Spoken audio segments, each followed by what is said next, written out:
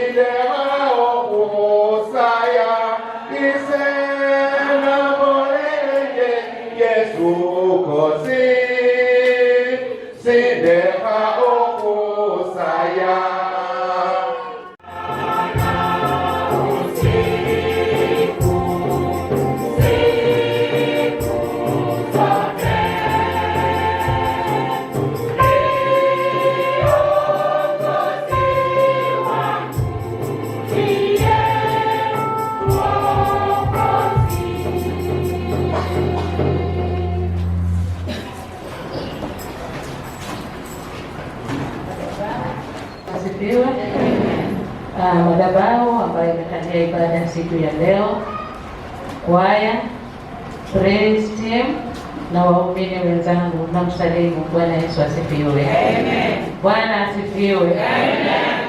Amen. Ni furaha kama jamii ya Reverend Martha Iswa Karua kurudi hapa kanisani ili kurudisha shukrani. Ni familia kubwa. Amen. Aliacha vitukuu 13 na ningependa tuko na baadhi yao hapa waweze kuwasalimia.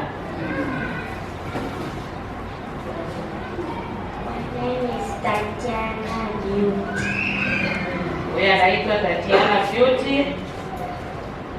Praise God. Amen. My name is Julia Datoji. My name is Olivia Salgado. Praise God. Amen. My name is Pena Sofia Carolina.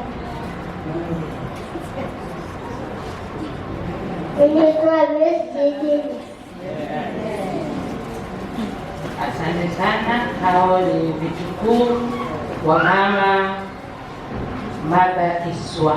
Aliacha pia, kuna mkubwa yao ule nilikuwa nimeacha kama kwa hapa atatusalimia na asema.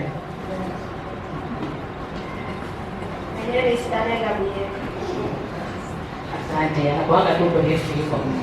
Hao ndio vitukuu wa mama, na kuna mwingine mdogo hapa ule ambaye hatajielewi. Na pia aliacha vitukuu wajukuu 13, na tungependa wajukuu waanze kuwasalimia kwa oda ya mdogo tukienda kwa mkubwa. My name is Stanley David. Thank you. Bwana asifiwe. My name is David Kibere.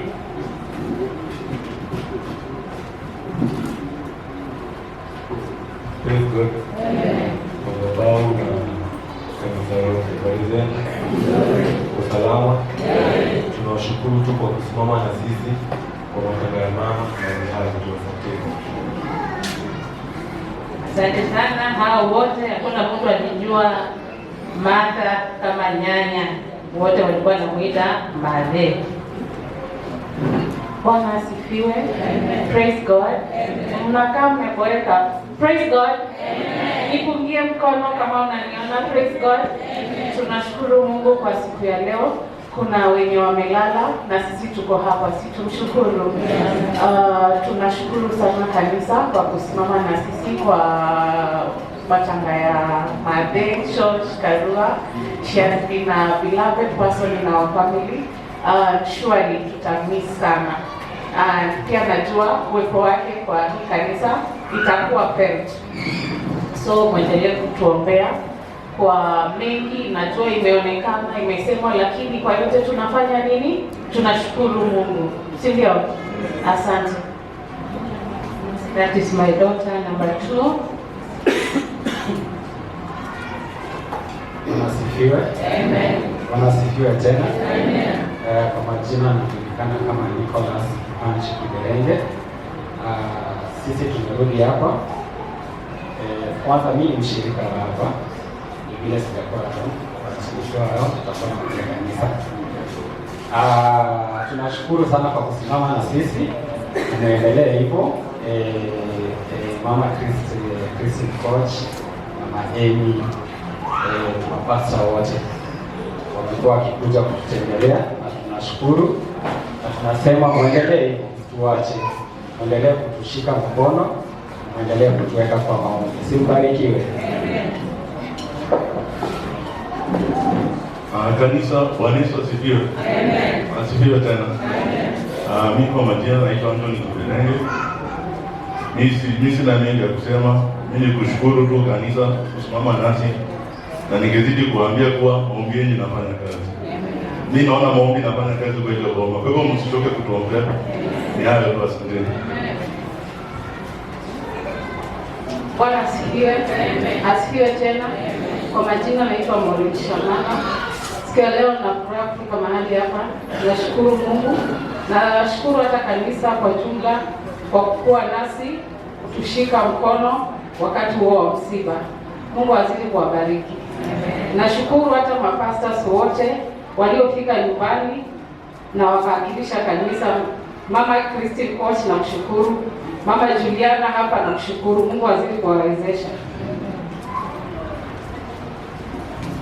Bwana asifiwe. Amen. Bwana asifiwe tena. Amen. Kwa majina naitwa Christina Nyakuni. Mimi ni mshirika wa kanisa na nataka asante kwa kuja kutusaidia kuomboleza madeni, na tunasema tena ni asante kwa kusimama na sisi, na bado tunaomba muendelee kutuombea kwa maombi, kwa sababu kila matanga inakuwa na mambo mingi. Sasa tutoke kwa maombi, tuombee kama jamii, tukue na ile, tuendelee kuwa na unity na kuzidi kutuombea. Mimi ndio kama mtu mkubwa hapa saa hii, mkubwa ni sabiri ya yuko kwa bariki. Asante sana.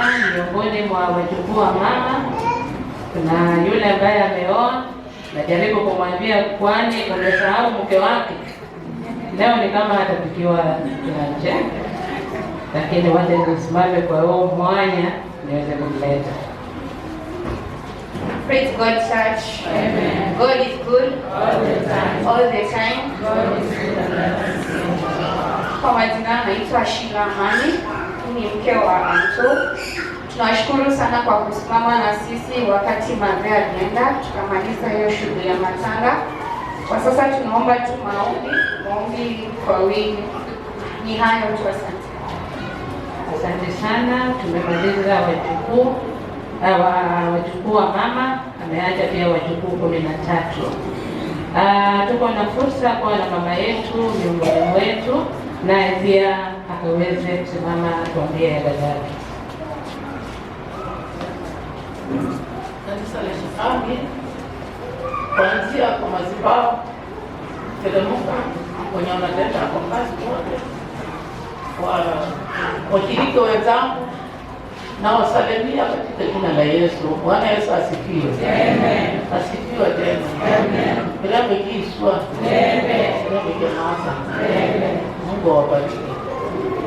Mmetenda kazi, mmetembea na sisi, lakini hatuna malipo. Mungu atawalipa wakati kupata kwa maisha. Na usifikiri mwisho bado tunafanya. Wengine bado mnatuombea. Ni hayo tu. Mimi sioni niko na maneno mengi. Jina langu naitwa Alima Ndebia, baada ya Yesu. Mimi tunapata Yesu. Asante sana mama. Tutaanza sasa watoto wa mama. Tutaanza na mrembo wetu wa mwisho. Karibu mama. Pastors, kwaya na washiriki wote, na wasalimu katika jina la Yesu. Mjambo. Kwanza ningependa kuwashukuru sana kusimama na sisi tangu mama alipokuwa mgonjwa. Mlikuwa mnakuja sana, na washukuru. Hata alipokufa vile simu tulipiga, nakumbuka nilipigia Pastor Oliver tukaomba naye kwa simu, mkafika nyumbani. Kulikuwa na mvua, matope, lakini hamkuchoka. Asanteni sana. Jambo la pili, matanga hakuwa na mambo mingi, na huenda tuliwakosea kwa njia moja au nyingine. Mahali popote ambapo mwetu hapa, mimi ama sisi wote labda tulikwaruzana, tunaomba msamaha kabisa kwa kanisa, mtusamehe. Jambo la tatu, kwa ile upendo mlikuwa nayo kwa mama yetu, tunawaomba tu mkuje nyumbani kwa kikombe cha chai, mkuje tufurahie pamoja maisha ya mama. Ndio sidhani kama tutakuwa na siku nyingine. Nawakaribisha sana na mzidi kutuweka kwa maombi, kwa sababu si rahisi kupoteza mzazi. Tuombe. Asante sana. Milili amebaki kama mama yetu. Tukienda nyumbani ni yeye ambaye tutakuwa tunaingia. Tukiingia kwa nyumba ya mama tutakuwa tunapatana na Milili. Nilikuwa nimesahau kusema jambo moja. Mzee alikuwa anapenda ujenzi wa kanisa, na hata nakumbuka pastors wakikuja alikuwa anawaambia hiyo kanisa mjikaze iishe. Juu hata kanisa ikijengwa, nakumbuka mamangu alisimama sana hadi hiyo foundation stone hapo nje. Ndugu yangu baba ya Nicholas ndiye alileta kutoka Nairobi, ikawekwa pale hapo kwa mlango. Na juu ya hiyo kama jamii nimetuma 10,000. Wacha niseme ni asante kwa ile kazi nzuri mlifanya kwa boma yetu. Nawashukuru sana sana sana, hata hatuna maneno ya kusema asante. Kitu ingine ningependa kushukuru Mama Elia, Mama Beatrice. Na kushukuru wewe na familia yako. Mlifanya kazi kubwa kwa ile familia yetu. Ulikuwa na miti ya kisiki pale nje. Mama alikuwa anatamani hiyo miti ing'olewe. Huyu Mama Elia alikuja kung'oa. Jamani, mama, si ubarikiwe. Kanisa la Eshahami, mahali sisi hatuwezi fika. Dada yangu amewatumia tayari mchango wa mama marehemu. Si mtukumbuke tu milele. Pengine kama mtaandika mahali listi ya wale watu walikuwa wanatoanga kitu kidogo, mkumbuke hii familia. Na zaidi ya yote tunaomba tu maombi. Tumebakia mayatima, tumebakia watoto wasichana peke yake, kwetu hakuna kijana. Kwa hivyo tunaomba hii familia itushike mkono. Asanteni, mbarikiwe. Nami ningependa kuleta shukrani zangu kwa hili kanisa kwa maombi ambayo mlitupatia wakati wote. Kila Jumapili tunasikia mlikuwa mnaombea mama yetu mzazi hapo nyumbani, na kile maombi mlikuwa mnasimama naye kwa maombi. Nataka kurudisha shukrani. Msiombee mama yetu peke yake, pia mwingine na mwingine ambaye anahitaji maombi mkaweze kusimama nao. Jambo la pili, ningependa kushukuru waumini wa pastors na waumini wa kanisa hili kwa vile mlitembea nasi wakati wote mlipopata report mama ni mgonjwa hapo kwa hospitali mahala fulani. Mlikuja kwa wepesi sana na mliweza kuomba nasi na pia mliweza kusimama nasi hata kifedha. Mungu akaweze kuwazidishia. Msikose lolote kwa sababu mliweza kusimama na hii jamii. Vile wameweza kushukuru waumini ambao wamekuwa tukisimama nao, siwezi kumsahau Mama Damaris. Mama Damaris alikuwa ni kama mtoto wetu first born. Mama akiwa na ugeni wowote, Damaris ndiye alikuwa anakuja kujua hiyo nyumba iko safi, chakula iko, wageni watakula namna gani. Mama Damaris, karibu kwetu. Isikuwe mama amekufa umefungiwa nje. Karibu sana sana na sana. Sitataja wale wengine ambao tayari wameshatajwa. Tunasema Mungu awazidishie. My experience for the last 1 week, tangia tulipoteza mama, nilikuwa nafikiri ni rahisi. Ndio tumeanza kupata reality. Nimeenda nyumbani, nimepita pale kibanda mama alikuwa anakaa, hayupo. Nimeenda kwa baranda, mama hayupo. Nimeingia sitting room, mama hayupo. Nimeingia bedroom, mama hayupo. Maisha tulikuwa tunafikiria ataendelea jinsi vile maisha yalikuwa. Kwa hakika ni kama mambo mengi yamefanya nini? Yamegeuka. Tumepelekwa mahali ambapo mama yetu hakuwahi kutupeleka. Kwa hizi siku, leo ni siku ya 10 tangia mama yetu alikufa. Siku ya 3 tulipelekwa mahali ambapo mama yetu hakuwahi kutupeleka. Tunajua majaribu ni mengi, lakini kwa maombi tutaweza kushinda. Kwa hivyo naomba tu, tarudia vile dadangu mdogo alisema, matanga iko na mambo mengi.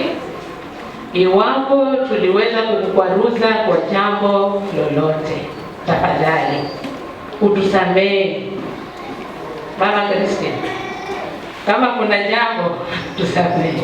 Unajua yule dada yetu nikiona na niangalia sana, lazima ni draw her attention. Ikiwa kuna jambo lolote, tafadhali utusamehe. Kuna mama ambaye anaitwa Lois Toma, sijui kama ako miongoni mwetu. Haya, mtu akuje kwa niaba yake. Mama Lois, kuna wakati amekuja kuona mama, na wakati mama alimuona alipojikwa na furaha mingi sana. Kila wakati alikuwa anaongea na mama Lois, anamwambia nenda unitie huyo mtoto wangu. Nikienda pale ananiambia leo mama Lois shilingi 200. Namwambia ni sawa, nitakurudishia. Tena mama Lois anarudi, wanakaa wanaongea naye, anamwambia enda unitie msichana wangu. Anakuja ananiita, ananiambia mupatie shilingi 200. Nitafanya nini? Nitakurudishia. Mama niongeze hizo shilingi 200, kahesabu mpaka ikafika shilingi 1000. Tunataka tutoke kwa hiyo deni. Ninaomba tutoke kwa hiyo deni, tuweze kuwa huru. Sasa nitakupea hiyo pesa kwa msichana wangu akutumie. Kwa hivyo kanisa, wakati nilikuwa nimekaa hapa, nikasikia kuna wimbo, sijui kwa nini Mungu ameniletea huo wimbo. Tafadhali mturuhusu tuimbe. Praise team, naomba mtusaidie kuimba. Kama mtu wa keyboard hapo atupigie. Nipitia hapo maji mengi ya moto, uniachi. Unajua jina langu ewe Bwana, uniachi. Unatengeneza njia hata mito kuleta kwani. Wewe ndiye Alfa na Omega, uniachi, umeahidi ewe Bwana, uniachi, hadi mwisho wa dahari ulisema uniachi. Wewe ni Mungu uliye mwaminifu siku zote. Mimi naiweka imani yangu kwako Bwana. Asante. Tulibarikiwa kuishi na mama group wetu. Tukitaka mama group ni sauti tu tunaita na amefika. Karibu sana mama group. Bwana Yesu asifiwe. Abakambi betu Karani, ikwaya na waamini wenzangu, mlembe mwesi tukole ufaranga eshiro pole nende mama wefu mukongo wanje nizashesieko ama Kristi.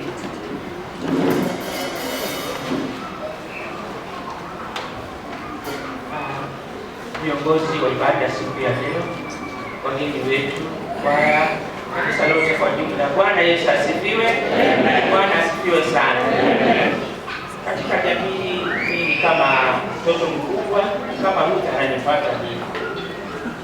Sasa nataka hata mimi nishukuru viongozi wa kanisa, vikundi, kila mmoja ambaye alishughulika kwa ajili ya matanga ya mama yetu.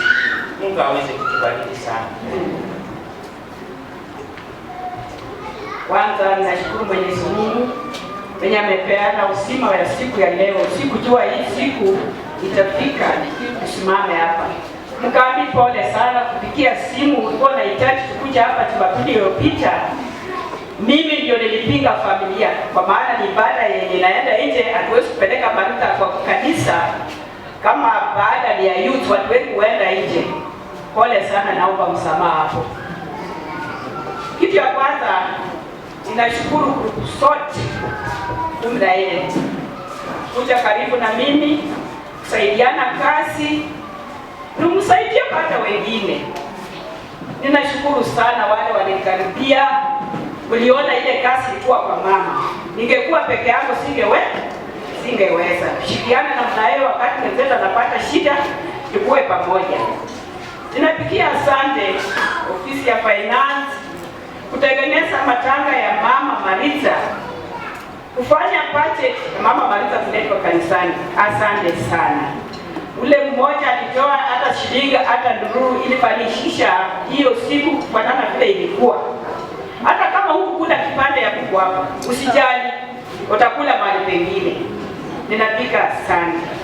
Sande yangu ya mwisho, nashukuru wapili kutembelea hii family kila wakati, kila saa, kuhimiza.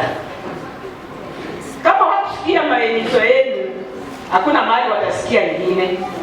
Kwa maana Mungu, tuko mfano wa Mungu. Ya mwisho, Maritha alikuwa anatembea kwa hii kanisa. Ni leo hii familia imetengeneza kikombe cha chai. Tafadhali tuungane na nyinyi, sisi wote tuende kwa nyumba ya mama Maritha. Tutaona Maritha siku nyingine.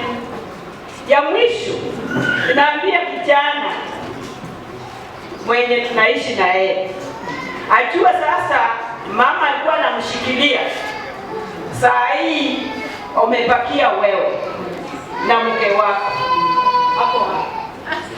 Tafadhali, katiba ya kanisa ilipinduka. Usikie ile katiba bado iko saa hii. Muingie kanisa, mjue kanisa inataka namna gani, vitabu inataka namna gani, mjiunge na wenzenu. Ukitaka youth wewe kuja saa 4 na unarudi kufanya kazi yako. Hata msichana wangu siku ile hapo off, kuja kanisani, omba, enda. Kwa group. Hii maneno inaanzia kwa group. Jua group inahitaji nini? Pena chenye unapata. Sio pesa ati lazima utatoa mingi. Hata upate shilingi 20, wewe taana sadaka hiyo kwa group. Useme mama group, hii sadaka ndio nimepata. Sina nafasi ya kwenda kwa group. Enda unilipie sadaka. Jina yako ikuwa nini? Ndio. Ukuja kwa kanisa, katiba ya kitambo imeisha. Ni maneno ya Ruto saa hii. Tuko milioni. Tikiteka. Yeye amesema.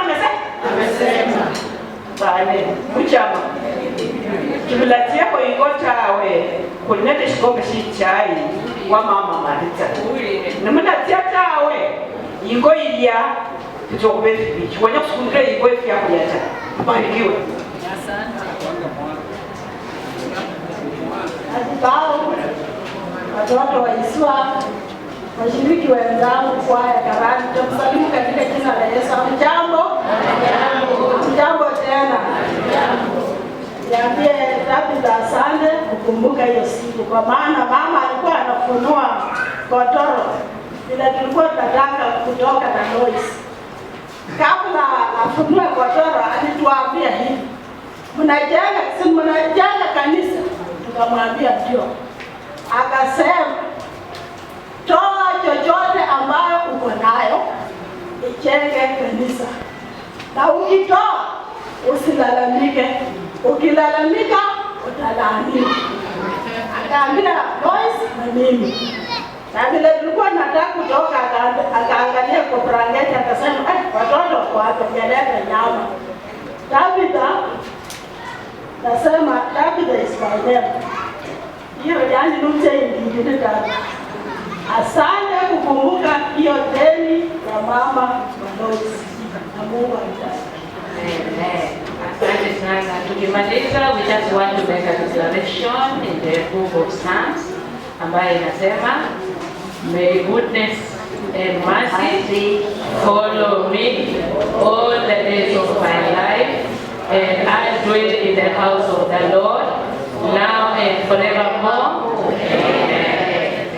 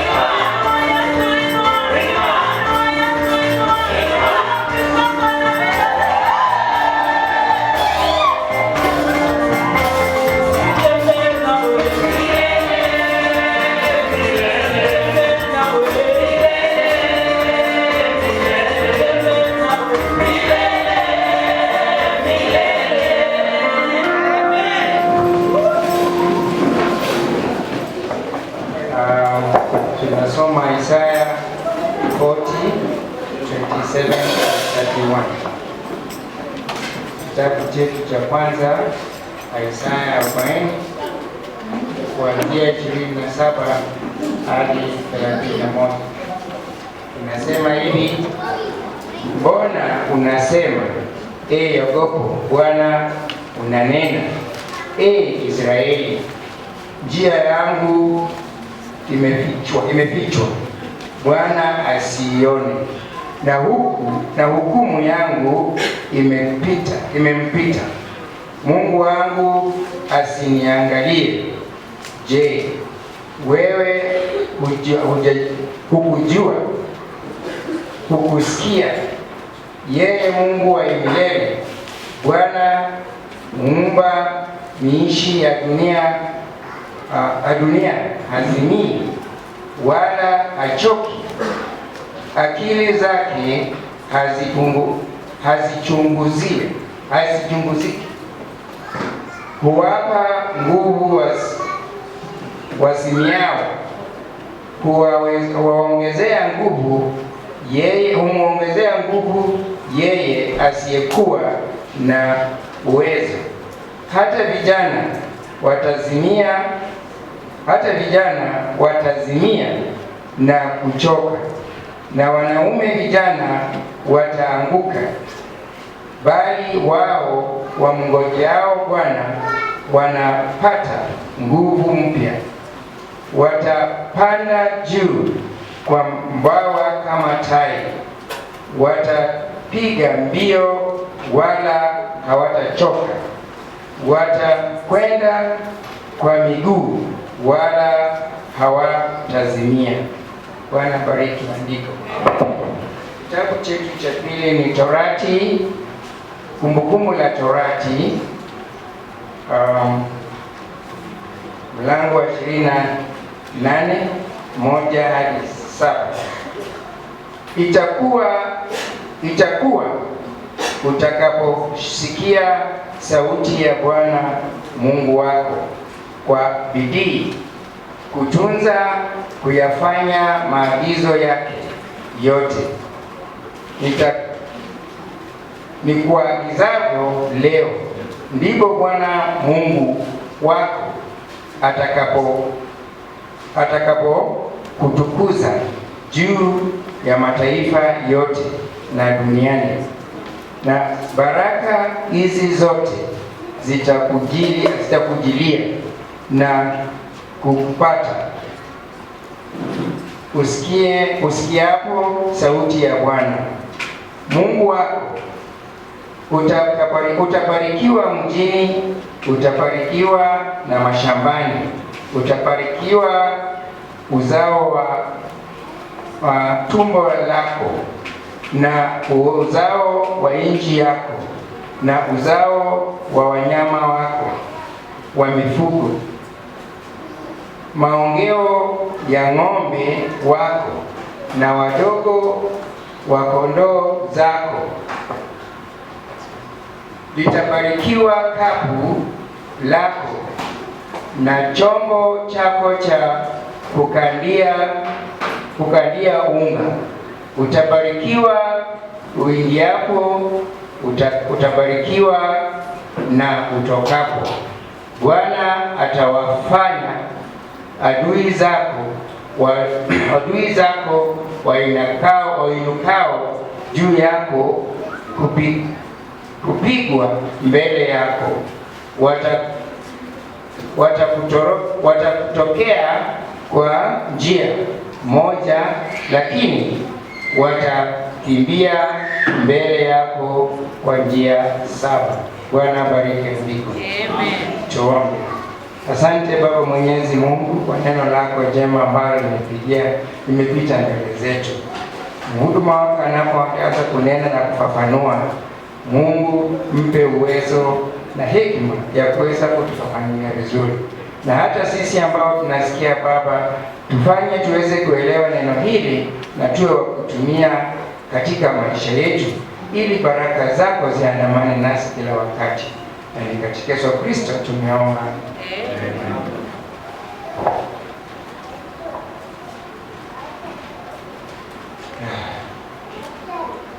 Mchungaji wetu amekalia madhabahu na watu wengine wote tayari alikuwa anawasalimia.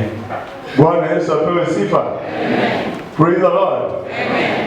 Inakumbuka sijui ilikuwa mwezi jana au mwezi tena uliopita, I had such a kind of moment again. So I've been asking myself, God, what are you speaking to me? Bwana asifiwe sana. Tena siku ile nilikuwa na mwimishaji Gera. Penye amekata nilikuwa nimekata. Bwana asifiwe sana. But all things happen for good for those who believe and trust in God. Amen. Amen. Thank you for your patience. Najua wengine hapa nitakana wa report duty, si ndio? Na imagine saa hii ndio mimi nahubiri injili. Saa 7:13. Lakini nataka nishukuru Mungu kwa kila jambo linalotendewa. The other preaching haikuisha. Hallelujah. Still hanging up to date. Sasa hii tena ingine I don't know. God himself to take the course. Amen. Kwa hiyo nawakaribisheni nyote katika ufalme wa Mungu kwa ajili ya kusikia injili. Wale wanashikamu theme of the year nasemaje? Inatoka kitabu gani? Isaiah 40. Yes, so today I will preach to the few of you because wengine wameona wametoka haraka ni kwa sababu ile ya kazi. Na nimeona wakienda, naomba Mungu akawabariki. Amen. Kwa hivyo hiyo ndio theme yetu, lengo yetu, waiting upon the Lord. Ni gharama. Kungojea Bwana ni gharama, si ndio? Yeah, it's not automatic, but it needs that patience. Unangoja mpaka unashangaa atakuja lini. Mama mjamzito, umetembea na huo uzito mpaka unashangaa ani miezi 8, miezi 9 haijafika. Mwingine akaniambia kwamba nilipowacha uinjilisti miezi 10 sijui ilipita. Na akafika mahali akasema madaktari wasema mtoto alikufia kwa tumbo. Na simtoe. Hawatoi, Bwana asifiwe. But what God has preserved, it remain to be of the Lord. Amen. Yeah, so baadaye aliweza kujifungua. That's not for the topic of today. Leo hii nataka niongelee kuhusu kwa ufupi tu baraka zinazoandamana na kutii tunapomngojea Bwana. Blessings that accompany obedience as we diligently wait upon the Lord. Kama kanisa tunahitaji baraka tunapoendelea kumngoja Mwenyezi Mungu. Haijakuwa rahisi. Mmesikia shuhuda zimekuwa mahali hapa moto. Tunashukuru kwa ushuhuda. Hata mwalimu Lusala nilikuwa nataka nimhubirie injili lakini ameondoka. Bwana asifiwe. Lakini nimempata ushuhuda wake ambao Mungu ametenda. Kama alimtendea sembuse ni wewe. Baraka hizi zinaandamana sisi. Tumesomea katika kitabu cha Kumbukumbu la Torati sura 28 kuanzia pale. Ukipata nafasi soma aya ya kwanza hadi 14. Inaongelea kuhusu baraka za kutii. Unapotii kuna baraka. Na baadaye kanisani unapokuja, we have two things that you need to attain one of them. So you need to be very, very keen. I want people all the time. Wana watahadharisha. Unaposimama pale, unapofika pale kwa mlango, jua kuna vitu viwili nataka nipate moja, si ndio? Kuna nini na nini? Baraka na laana. So automatic you can be in the church and you receive what? A curse. Ulikuja na baraka lakini na nini? Na laana. Kwa nini? Ulinung'unika, ukalalamika, ukasema haleluya. Bwana apewe sifa. Kwa hiyo unapokuja kanisani, unapofika pale, mambo mengine yote vua weka pale kwa mlango. Kama unajua utayarudia, ukishamaliza enda uyachukua uvae na uendelee na safari. Ili ukitoka mahali hapa uitwe nani? Mbarikiwa. Haleluya. Bwana Yesu apewe sifa. Kwa hivyo Musa anatukumbusha katika kitabu cha Kumbukumbu la Torati, Deuteronomy. Ukielewa mnavyojua, Musa alikuwa mtumishi wa Mungu. He was a unique servant of God. Yeye aliweza tu kulenga vitabu vya sheria, the law books, kwamba yeye Mungu alimpatia uweza wa kuandika sheria. Na ndiposa anapoanza, anaanza na mwanzo, mwanadamu anapoumbwa sasa. Baadaye anatoka pale, tunaona anapata wana wa Israeli wanaandamana sasa katika kitabu cha Kutoka. Yeye yule tu anaandamana pamoja na wao. Baadaye ninaposoma hadi mbele, nikiruka pale pengine, tunaingia Kumbukumbu la nini? La Torati. Na katika kitabu hiki Kumbukumbu la Torati, Musa anapewa mamlaka ya kuongea kuhusu laana na kuongea kuhusu nini? Baraka. A curse and a blessing. Na sisi tukiangalia hapa, tunakumbushana kwamba tunapotii ni lazima tuwe na baraka za kuandamana kutii tunapomngojea nani? Bwana. That we need to have those blessings that will accompany our blessings as we are obedient to the Lord as a church. Toka Mungu atusaidie. Ananena pale vile tumesomewa. Anaanza kusema kwamba itakuwa utakaposikia sauti ya Bwana Mungu wako. Haleluya. Bwana apewe sifa. Utakaposikia sauti nani? Ya Bwana Mungu wako. Ni sauti ngapi ambazo wewe usikie kila wakati unafuata? Ni sauti ngapi ambazo zimefanya umebaki pale in the comfort zone? You cannot move because you are listening to other voices. Hapa Musa anatukumbusha leo hii kwamba utakaposikia, utakapotii, utakaposikia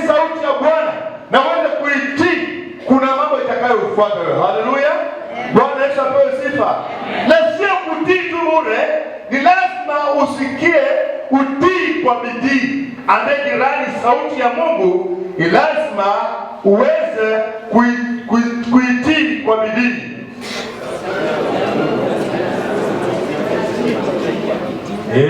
Ndio? Unasikia sauti zingine, lakini ya Mungu lazima uipatie sikio lako uweze kuisikiza kwa bidii. Na unapotenda hivyo, anasema kwamba Mungu anasema kwamba kutunza kufanya maagizo yake yote akuagizayo leo. Maagizo gani ambayo Mungu amekupatia? Kuna amri 10 Mungu ambayo amekupatia.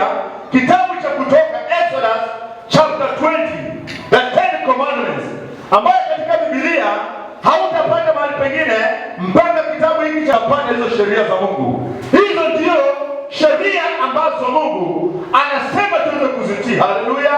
Bwana Yesu apewe sifa. Haleluya! Kwamba tuweze kumwabudu Mungu wetu. Wakati wa kuabudu ni Jumapili. Tuchukue wakati wetu mwafaka. Tuache mengine yote tuweke kando. Tukuje tumuinamie yeye. Tukuje tumsujudie yeye. Hiyo ndio Mungu anataka pekee yake. Haleluya! Tunapotenda hivyo, tutakuwa tunamngoja yeye na baadaye anaachilia baraka juu ya maisha yetu. Haleluya! Bwana Yesu apewe sifa. Bwana Yesu apewe sifa.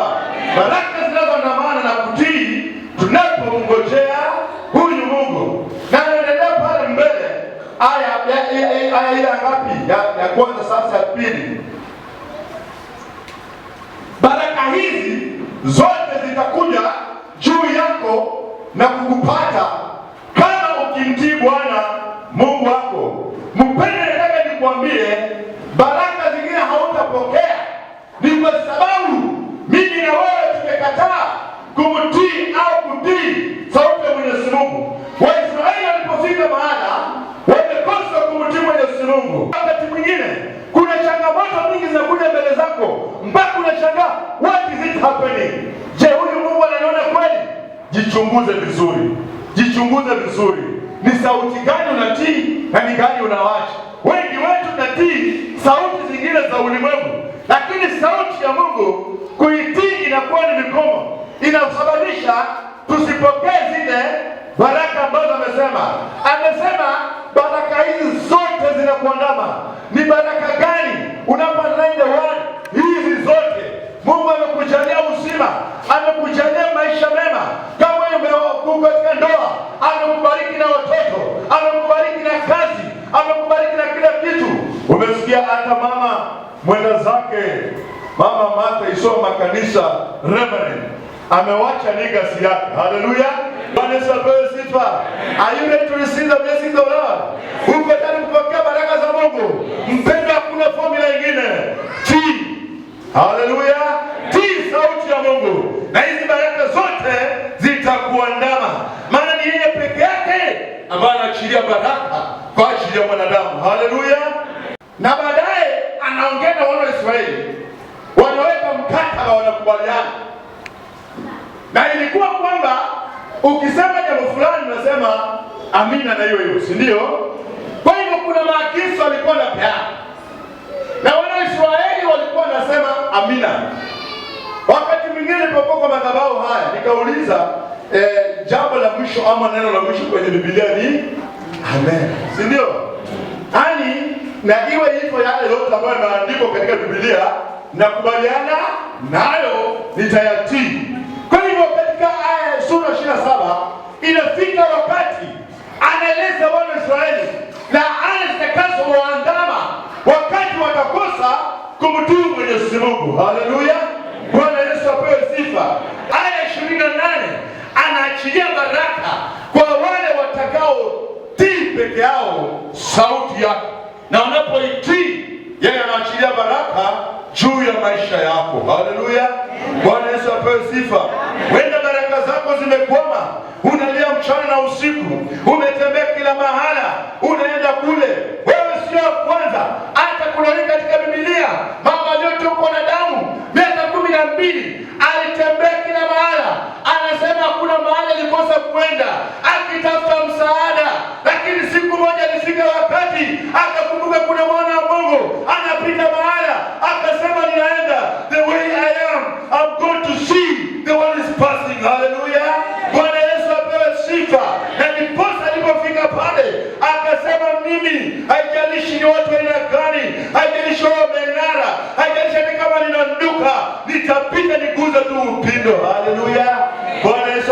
sifa.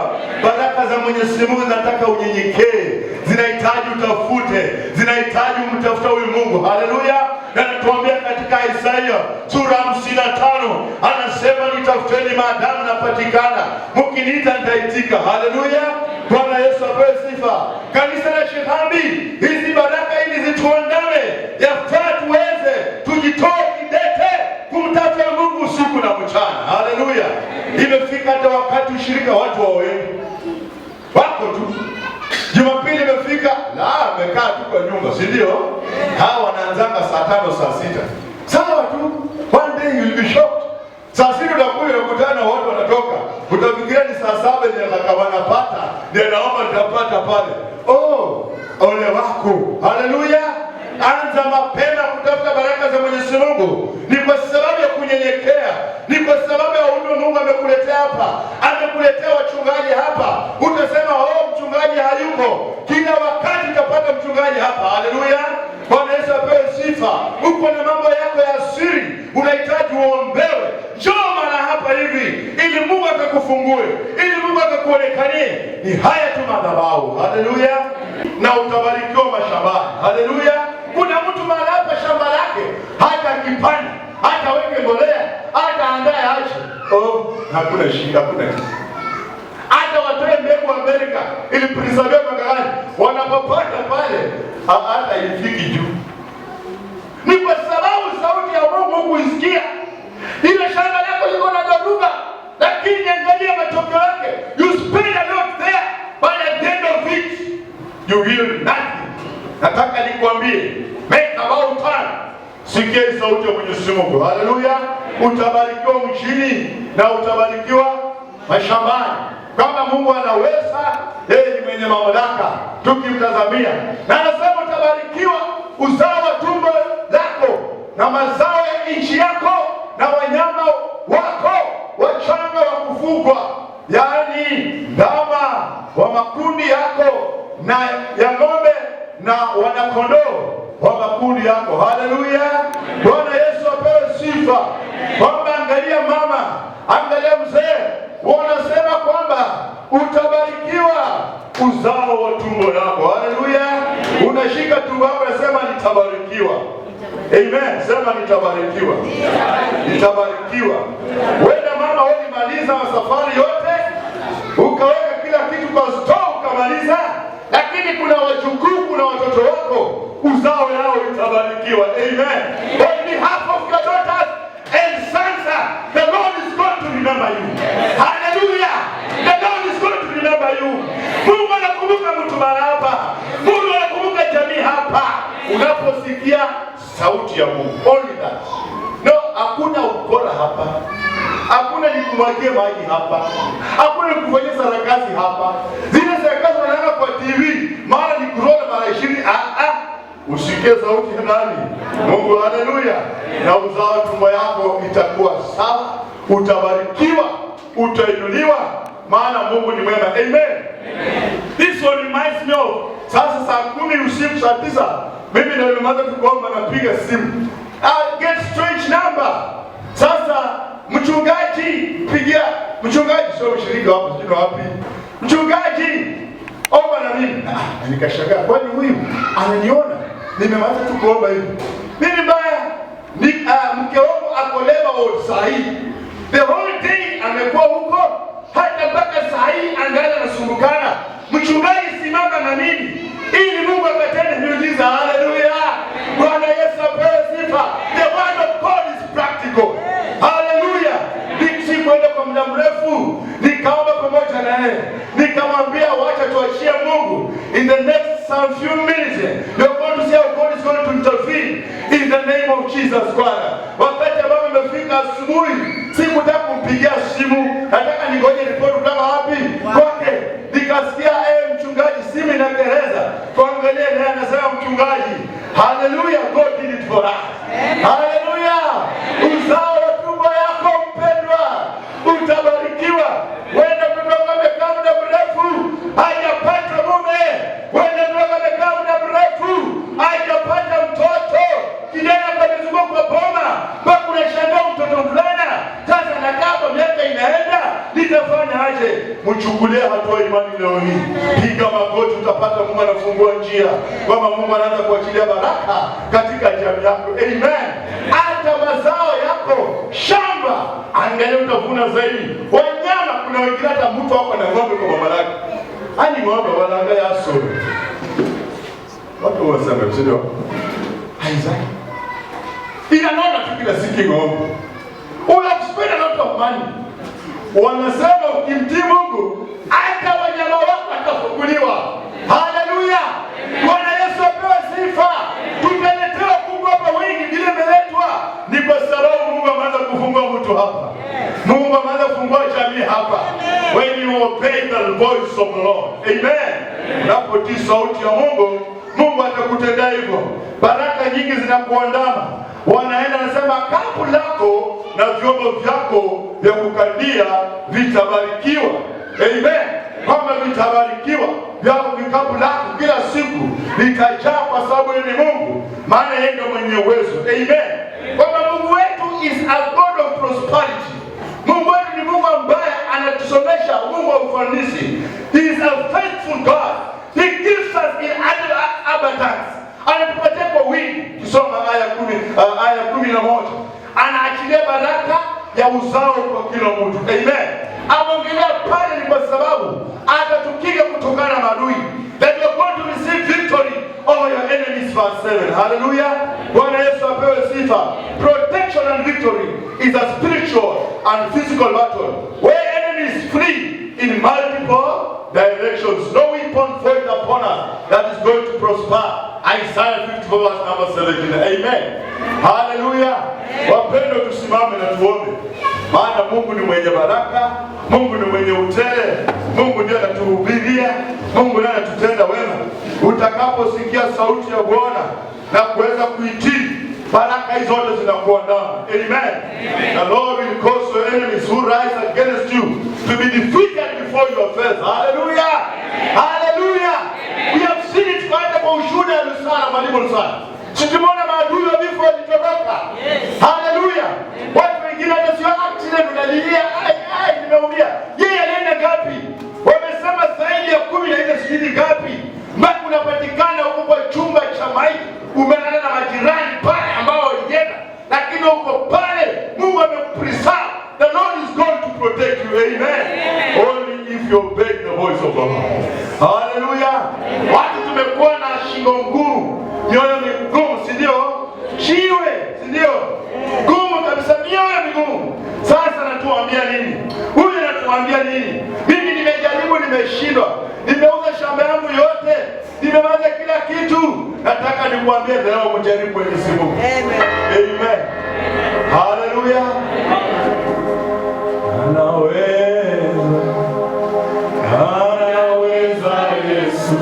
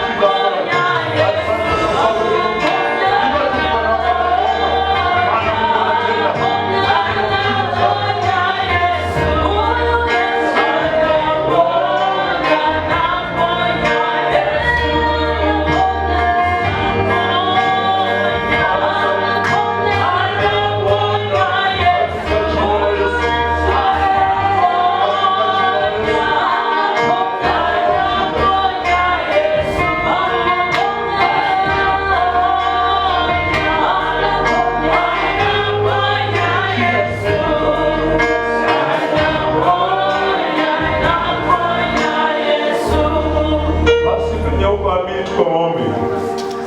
Maana huo ndio muda ambao Mungu alitaka tuweze kunena na wewe. Hakuna wengine Mungu atakutendea jambo kubwa kama tunachia Bwana tukatii na baraka zitatuandaa. Kutii sauti yake. Kwenye huko inua tu mkono. Mungu anakuja kwenye siri. Mungu ndiye anachukua hata picha saa hii kule malaika mbinguni. Wanakutazamia leo hii mtu anafunguliwa marafa. Leo hii mtu anatii sauti na Mungu anamtendea muujiza.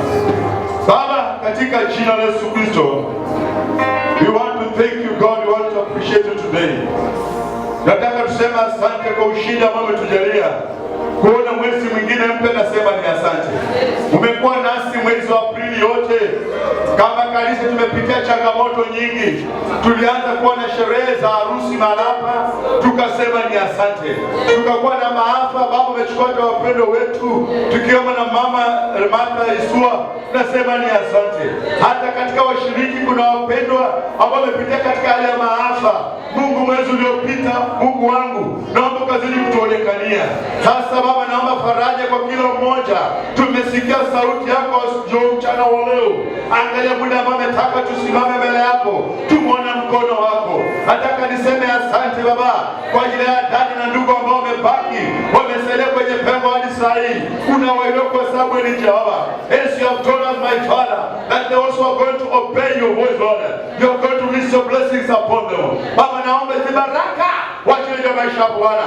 Kuna mtu uzao wa tumbo wake Baba ilikuwa imefungwa, katika jina la Yesu Jehova, unafungwa hiyo jamii, unafungwa hiyo ndoa, unafungwa hiyo jamii. Onekana mpendwa, tunasema ni asante. Kama wachungaji na Bwana, unafungwa vijana wale ambao mfano wamefika umri wa kwenda kuoa, wa kuoleka na bado. Yesu afungwe Bwana, Yesu afungwe Jehova. Tunasema ni asante. Kuna wale wanahitaji kazi, fungua njia kwa sababu ya Mungu. Kuna wale ambao wanahitaji amani. Shetani ameruka vita katika kila wakati, anawachanganya Baba. Tunamkata pepo mchafu, tunamharibu leo hii katika jina la Yesu Kristo. Tunasema ni asante. Warumi 8:31, uki upande wetu, nani atakayechukua juu yetu? Tunasema ni asante. Nani atakayetutenga na upendo wako? Hakuna hata moja. Paulo anasema hata malaika mbinguni hawezi kumtenga na upendo wako. Kama kanisa, kama wachungaji, tutasimama kwenye pengo. Tutasimama kwenye pengo. Asante Bwana. Asante kwa kuponya mama. Asante kwa mzee. Hata wale mchungaji aliombea, waguse Bwana, tupate ushuhuda. Umewaponya, umewainua. Tunakataa maroho za vifo. Tunakataa maroho za vifo. Tunakataa maroho za vifo. Tunakataa maroho za vifo. Asante kwa wapendwa ambao wameinua mikono. Na mfalme kuja mbele zako. Unajua tamanio na mioyoni mwao. Watembelee kwa sababu ni Mungu. Kama ni kazi ya kazi, simama nao. Kama ni ndoa zao, simama nao. Wapiganie vita hivi Bwana. Wapiganie vita hivi Bwana. Hao wenyewe hawawezi, lakini fighting for them in the name of Jesus Christ. Ndugu, nakataa vita ambavyo viko juu yao. Shetani anakuandama kila wakati. Leo hii tunamkomesha, tunamteka nyara na kazi zake na majini zake. Amejaribu mbinu zote, amejaribu mbinu zote, anapiga kwa watoto ili kukandamiza. Leo tunamteka nyara, tunamteka nyara, tunamteka nyara. Tunamkandamiza katika jina la Yesu. Tunamtupa katika ziwa la watoto. Na yule mwingine pale, Mungu akuonekanie. Asante kwa mama, Mungu akubariki kwingine. We thank you and we bless you around. Kwa Yesu kusoma kwa mimi. Amen. Wapendwa, tubarikiwe sote.